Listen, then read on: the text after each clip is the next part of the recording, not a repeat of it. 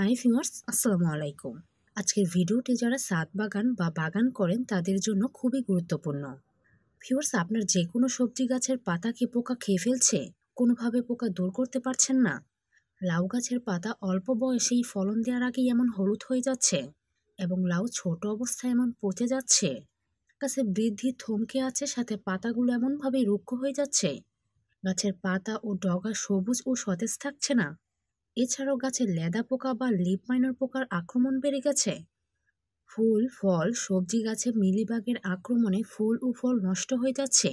তাহলে ভিডিওটি না টেনে সম্পূর্ণ দেখুন, কারণ আজকের ভিডিওতে আমি আপনাদেরকে ন্যাপথালিনের এমন কিছু ম্যাজিক ব্যবহার দেখাবো যার ফলে আপনাদের গাছ থেকে সব ধরনের রোগবালাই সহজেই দূর হবে এবং আপনাদের গাছ টাটকা ও সতেজভাবে দ্রুত বেড়ে উঠবে। তবে চলুন ভিউয়ার্স, মূল ভিডিওটি শুরু করি। ভিউয়ার্স, প্রথমে আমি দেখাবো গাছে কিভাবে ন্যাপথালিন দিয়ে দিবেন। এজন্য এখানে আমি কিছু ন্যাপথালিন নিয়েছি। এখন আমি এই ন্যাপথালিনগুলো গুঁড়ো করে নিব। তবে গুঁড়ো করার সময় অবশ্যই খেয়াল রাখবেন যাতে করে ন্যাপথালিন গুঁড়ো চোখে মুখে না আসে, কেননা ন্যাপথালিন খুবই বিষাক্ত। দেখুন ভিউয়ার্স, আমি ন্যাপথালিন গুঁড়ো করে নিয়েছি। আপনারা আপনাদের সুবিধা মতো ঠিক এইরকমভাবে ন্যাপথালিন গুঁড়ো করে নেবেন। এখন আমি ন্যাপথালিন গুঁড়ো দিয়ে একটি তরল দ্রবণ তৈরি করব। এর জন্য ফার্স্টে এখানে আমি একটি পাত্র নিয়েছি, আর এই পাত্রের মধ্যে আমি 1/2 লিটার পরিমাণ পানি নিয়েছি। আপনাদের গাছের পরিমাণ অনুযায়ী এই পানির পরিমাণ কমিয়ে বাড়িয়ে নিতে পারেন, তবে অবশ্যই পানিটা ঠান্ডা নিতে হবে। এখন আমি 1.5 চা চামচ ন্যাপথালিন গুঁড়ো এই পানির মধ্যে অ্যাড করে নিব। এরপর এতে নিয়ে নিব হলুদের গুঁড়া। ভিউয়ার্স, আমরা সবাই জানি হলুদের গুঁড়া ছত্রাকনাশক ও কীটনাশক হিসাবে কাজ করে, তাই আমি এখানে 1.5 চা চামচের মতো হলুদের গুঁড়ো অ্যাড করে নিলাম। এখন আমি সবগুলো উপাদান খুব ভালোভাবে নেড়েচেড়ে কিছুটা মিশিয়ে নিচ্ছি। এইভাবে মিশিয়ে নেওয়ার পর এতে আরও অ্যাড করে দিব হোয়াইট ভিনেগার। এটি যে কোনো মুদি দোকানে কিনতে পাওয়া যায়। এখানে আমি 1 কাপ পরিমাণ হোয়াইট ভিনেগারটাও অ্যাড করে নিলাম। এরপর আমি আরও অ্যাড করে দিব 1/2 চা চামচ শ্যাম্পু। ভিউয়ার্স, আপনারা যে কোনো শ্যাম্পুটা এখানে নিতে পারেন, তবে আপনাদের হাতের কাছে যদি শ্যাম্পু না থাকে সেই ক্ষেত্রে হ্যান্ড ওয়াশ কিংবা যে কোনো ডিটারজেন্ট পাউডারটাও দিয়ে দিতে পারেন। আমি সবগুলো উপাদান ভালোভাবে নেড়েচেড়ে মিক্স করে নিব। এমনভাবে নেড়েচেড়ে নেবেন যাতে করে পানির ঘনত্বটা সব দিকেই সমান থাকে। এইভাবে নেড়েচেড়ে মিশিয়ে নেওয়ার পর এই দ্রবণটা আমি 1 থেকে 1.5 ঘন্টার জন্য রেখে দিব। তো ভিউয়ার্স, আমি ফিরে আসছি 1 থেকে 1.5 ঘন্টা পর। ভিউয়ার্স, ফিরে এলাম 1 থেকে 1.5 ঘন্টা পর। আর এর মধ্যে দেখুন সবগুলো উপাদান খুব ভালোভাবে পানির সাথে মিক্স হয়ে গেছে।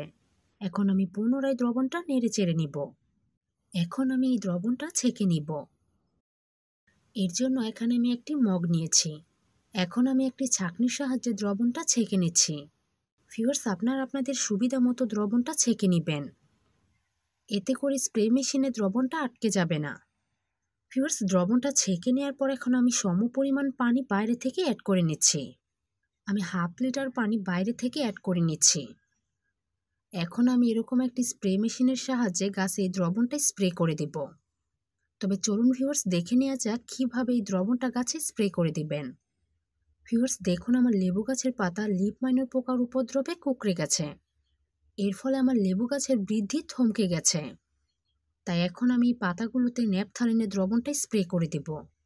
এমনভাবে স্প্রে করে দিব যাতে করে পাতার উভয় সাইড খুব ভালোভাবে ভিজে যায়। আপনাদের যে কোনো গাছের পাতায় লিপ মাইনার বা লেদা পোকার উপদ্রব দেখা দিলে ঠিক এইভাবে দ্রবণটা স্প্রে করে দিবেন। এইভাবে স্প্রে করে দেওয়ার ফলে খুব তাড়াতাড়ি পাতাগুলো পোকার আক্রমণ থেকে রক্ষা পাবে। ভিউয়ার্স, প্রতি 7 থেকে 8 দিন পর পর এই দ্রবণটা গাছের পাতায় স্প্রে করে দিবেন। আমি আমার লেবু গাছের যে পাতায় পোকার আক্রমণ ঘটেছে সেই পাতায় দ্রবণটা স্প্রে করে দিব। আপনারাও ঠিক এইভাবে দ্রবণটা স্প্রে করে দেবেন। এরপর দেখুন ভিউয়ার্স, আমার এই লাউ গাছের পাতাগুলো অনেক বেশি হলুদ হয়ে গেছে। অনেক সময় ফলন দেওয়ার আগেই লাউ গাছের পাতাগুলো ঠিক এইভাবে হলুদ হতে দেখা যায়।